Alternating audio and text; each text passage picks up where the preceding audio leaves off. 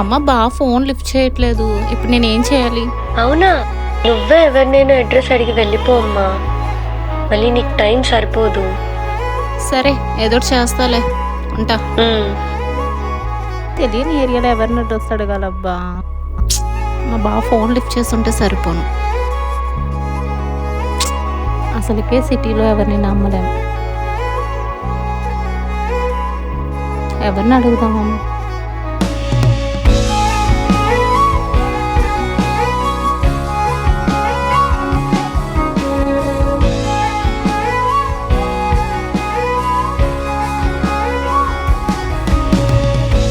అయితే చూడడానికి కొంచెం డీసెంట్గా ఉన్నాడు.